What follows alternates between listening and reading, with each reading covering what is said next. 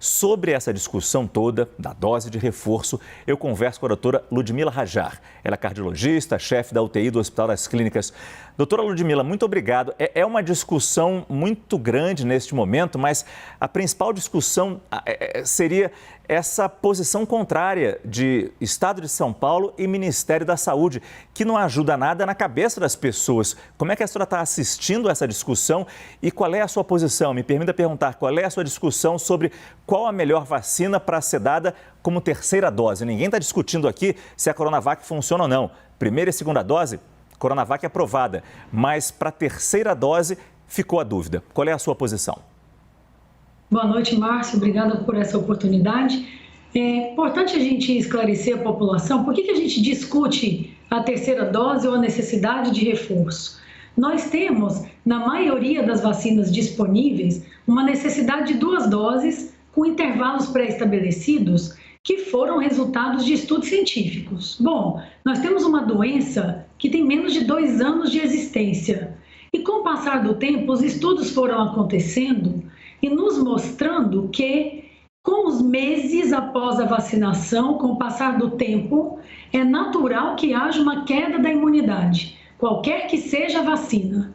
Para algumas, 3, 4, 6 meses, para outras, 8 meses. Então, vem a necessidade de uma terceira dose ou uma dose de reforço. É natural. Isso ocorre com outras doenças, aos quais nós já estamos acostumados com variações no nosso calendário vacinal.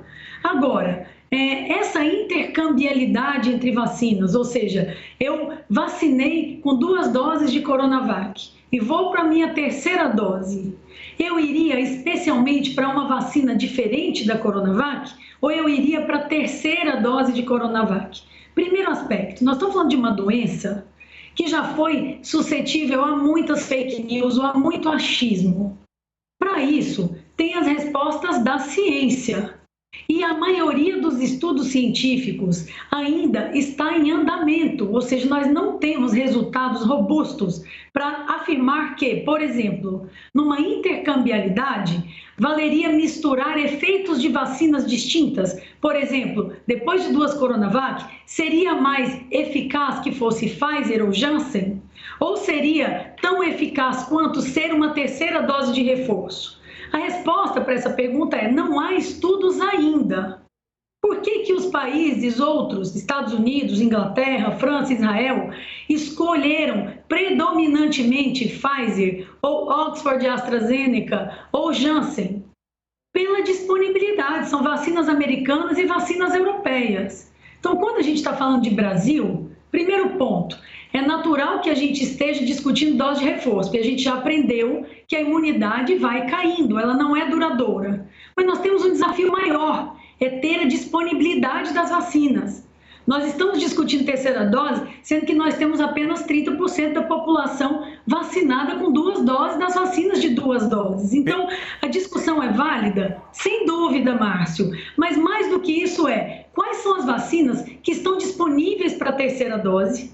Dentre a população, tem 70% de pessoas que não receberam sequer a segunda dose e nós estamos com heterogeneidade de discussão. Primeira coisa que eu acho é que, num país como o Brasil, que já sofreu tanto com a pandemia, a gente tem que entrar num consenso. Na minha opinião, como especialista, já que nós hoje temos poucos estudos para demonstrar a relevância ou a superioridade de uma marca A versus a B versus a C como terceira dose, o primeiro aspecto é ampliar a disponibilidade de vacinas, acelerar os resultados dos estudos científicos que estão acontecendo na medida do possível, com uma inclusão maior de estados e de instituições. Quando nós falamos sobre esse aspecto, o estudo mais relevante desta intercambiabilidade de vacinas é um estudo publicado no Lancet, que foi feito pelos pesquisadores de Oxford, nos quais nós tínhamos quase 600 pacientes vacinados com 2 doses de AstraZeneca e que receberam uma dose de reforço da Pfizer 30 dias depois.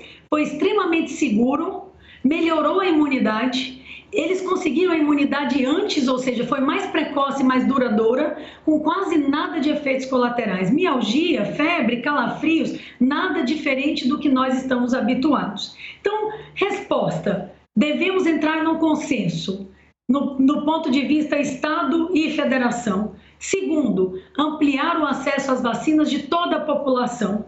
Se o leque aumenta e a disponibilidade aumenta, não há nada contra você repetir a Coronavac ou ir para a Pfizer ou AstraZeneca ou Janssen, de acordo com os resultados dos estudos científicos que vão saindo. Ainda mais, né, doutora Ludmila, que pelo menos aqui no estado de São Paulo e no Brasil inteiro, os adolescentes começam a ser vacinados e eles só podem tomar Pfizer. Por isso, essa decisão do estado de São Paulo também protegeria, garantiria ter vacinas para os adolescentes serem vacinados.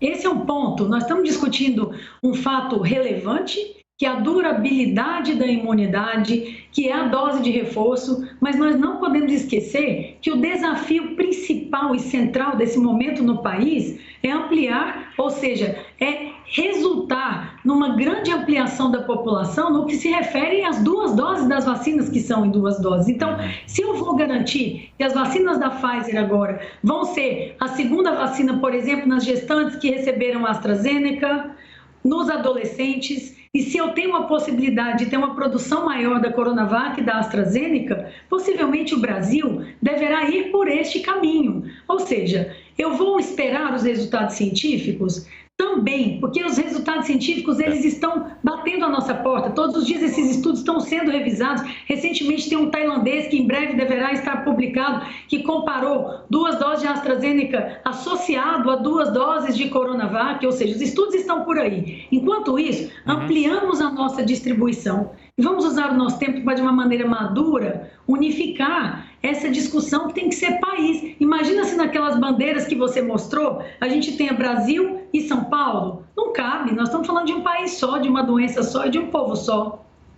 Quer dizer, o que a gente pode chegar à conclusão final, independentemente da gente ter várias linhas de pensamento, é: os idosos que foram os primeiros a tomar vacina lá no começo da campanha, assim como as equipes de saúde também, lá no começo do ano, eles precisam de uma dose de reforço. Essas pessoas que tomaram a vacina no começo do ano, isso é ponto pacífico, precisam de uma dose de reforço já agora. Já agora, ponto pacífico, há vários estudos que demonstram isso. Após 6 meses, 7 meses, 8 meses, a imunidade cai de uma maneira significante e essa queda ela é maior ainda nos idosos e nos pacientes que têm incompetência do sistema imunológico, doenças crônicas que debelam a imunidade. Nos Estados Unidos, idosos e pacientes com um sistema imunológico comprometido já estão sendo submetidos à 3ª dose. No país, nós já sabemos que esta é uma necessidade e a gente vai ter que trabalhar com disponibilidade versus necessidade. Ideal que a gente trabalhe com isso em concomitância com os resultados da ciência, mas somos favoráveis à 3ª dose. Hoje nós temos alguns estudos que já mostram laboratorialmente, em cultura de células, com anticorpos neutralizantes, que o idoso, após 6 meses de determinadas vacinas, ele já quase não apresenta uma imunidade eficaz. E a 3ª dose, seja de qualquer vacina, provavelmente vai trazer essa imunidade de volta. Então, isto é fundamental, uma discussão contemporânea do nosso país, em paralelo com o aumento da disponibilidade das vacinas para a população como um todo. Eu conversei com a médica Ludmila Rajar, sempre muito bom falar com a senhora, doutora Ludmila, nos esclarecendo, abrindo a cabeça nessas discussões tão importantes. Muito obrigado e boa noite.